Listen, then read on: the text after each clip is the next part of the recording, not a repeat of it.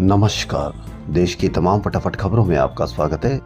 खबरों के लिए आपसे निवेदन कि यदि आपने हमारे चैनल को सब्सक्राइब नहीं किया तो कृपया करके आपके अपने चैनल को सब्सक्राइब करना ना भूलें। आप सब्सक्राइब करते हैं तो हमें हिम्मत होती है सही और सच्ची खबरें आप तक पहुंचाने की।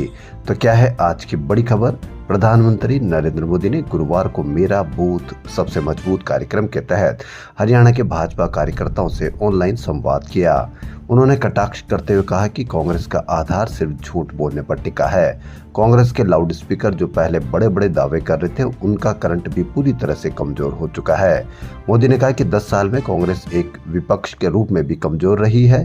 कांग्रेस का अधिकतर समय गुटबाजी और हिसाब चुकता करने में बीता है। कांग्रेस जनता के मुद्दों से दूर रही और सारी राजनीति अपने परिवार के लिए और गुटों के लिए की है। इसी कारण कांग्रेस हरियाणा की जनता का विश्वास कभी नहीं जीत सकती।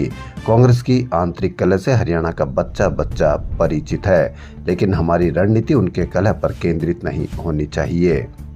वहीं कांग्रेस नेता राहुल गांधी हरियाणा विधानसभा चुनाव में पहली बार प्रचार करने पहुंचे।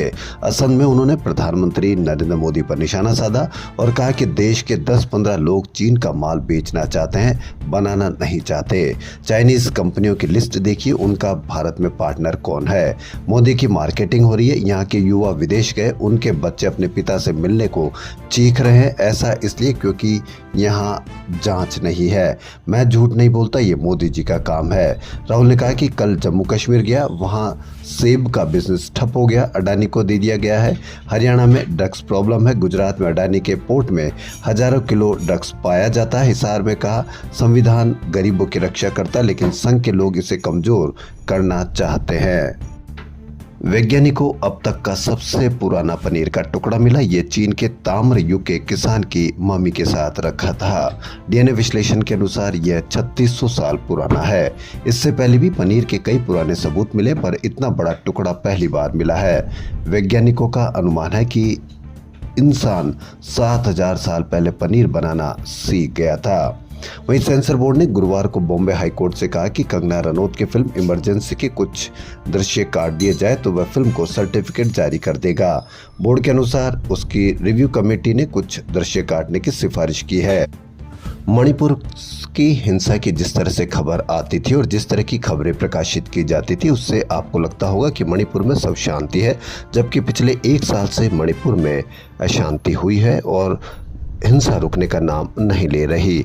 लेकिन फ्री मूवमेंट रिजीम समझौते के तहत जो फरवरी में खत्म हो गया, भारत म्यांमार में बिना वीजा के 16 किलोमीटर अंदर तक आना जाना होता था। लेकिन उनकी खबर इस तरह से आ रही है जैसे कि बहुत बड़ी ये मूवमेंट चल रहा हो, जबकि कई व्यापारियों ने कहा कि हम सालों से यहाँ ऐसे ही आ रहे हैं, कभी किसी ने रोका या टोका नहीं।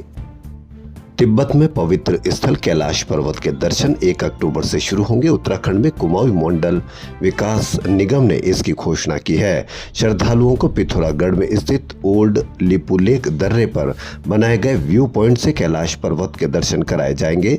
अब तक नेपाल, सिक्किम और उत्तराखंड के रास्ते कैलाश यात्रा होती रही, लेकिन कोरोना काल में चीन ने रास्ता बंद कर दिया था, जिससे यात्रा बंद थी। पेट्रोल डीजल के दाम कुछ कम हो सकते हैं। मार्च से अब तक कच्चे तेल की कीमतें 12% तक घटी है। इससे ऑयल मार्केटिंग और रिफाइनिंग कंपनियों को मार्जिन बढ़ा है।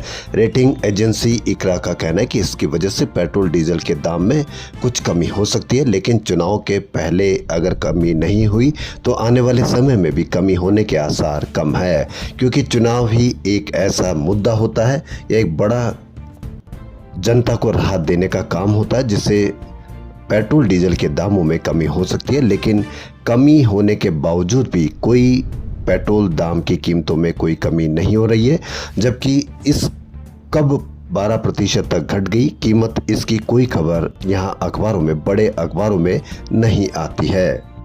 पिछले साल सर्दी कम थी, बारिश भी नहीं हुई, गर्मी अभी भी है, सेब पेड़ों पर ही सड़ रहे हैं। अनुच्छेद 370 की वापसी और जबरन थोपे जा रहे विकास से ज्यादा जरूरी है हमारी फसल का बीमा और नुकसान का पूरा मुआवजा।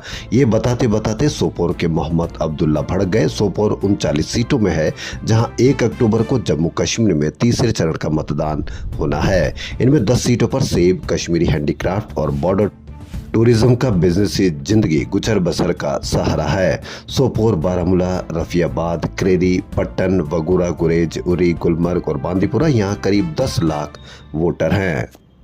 मौसम विभाग ने गुरुवार को भारी बारिश के चलते महाराष्ट्र, गोवा और गुजरात के लिए रेड अलर्ट जारी किया है। आईएमडी के वरिष्ठ वैज्ञानिक ने कहा कि पश्चिम दिशा में बन रहे दबाव के कारण इन 3 राज्यों में अगले 24 घंटों तक भारी बारिश जारी रहेगी। वहीं बंगाल की खाड़ी में दबाव के कारण ओडिशा में भी भारी बारिश जारी है। इसके चलते पुरी के कोणार्क सूर्य मंदिर का प्रांगण जलमग्न हो गया। बारिश के चलते पुरी जिला प्रशासन ने सभी स्कूलों को बंद कर दिया है। झारखंड के बोकारो जिलों में एक मालगाड़ी के 2 डिब्बे पटरी से उतर गए। इसके चलते यहां 14 एक्सप्रेस ट्रेनों सहित कुल 15 ट्रेनें प्रभावित हुई है। रेलवे अधिकारियों के अनुसार मालगाड़ी बोकारो स्टील प्लांट से स्टील की खेप लेकर आ रही थी, तभी तुपकाडीह और बोकारो स्टेशनों के बीच मुख्य रेल लाइन पर पलट गई। रेलवे ने मामले की जाँच के आदेश दिए हैं। अब आप देख सकते हैं कि प्रतिदिन कोई न कोई ट्रेन की ऐसी खबर आ जाती है। अमेरिका, फ्रांस व अन्य सहयोगी देशों ने इजराइल को हिजबुल्लाह के साथ सीज फायर करने का दबाव डाला है। साझा बयान में कहा गया है कि लेबनान इजराइल सीमा पर 21 दिन के लिए सीज फायर किया जाए। अमेरिका ने कहा कि हिजबुल्लाह को लेबनानी सरकार को युद्ध विराम पर हस्ताक्षर करने के लिए राजी करना चाहिए। चीन का किस तरह से सामान बाजारों में आ रहा है, इसी की एक बानगी देखिए। बाजारों में चीन के लहसुन उपलब्ध होने पर इलाहाबाद हाईकोर्ट ने सख्त रुख अपनाया है। हाईकोर्ट ने शुक्रवार को राज्य के खाद्य सुरक्षा और औषधि प्रशासन विभाग के अधिकारी को तलब किया है। वकील ने जनहित याचिका दायर की। हाईकोर्ट के लखनऊ पीठ ने पूछा कि प्रतिबंध के बावजूद चीनी लहसुन बाजार में कैसे उपलब्ध है। आज वर्ल्ड टूरिज्म डे है, तो हम आपको बताते हैं कि संयुक्त राष्ट्र के यूएन टूरिज्म ऑर्गेनाइजेशन की मई 2024 की रिपोर्ट के अनुसार दुनिया में सबसे ज्यादा टूरिस्ट फ्रांस घूमने जाते हैं। इसके बाद स्पेन और अमेरिका का नंबर आता है। खबरों में फिलहाल इतना ही। यदि आपको हमारा चैनल पसंद आए तो लाइक, सब्सक्राइब और शेयर अवश्य करें। धन्यवाद।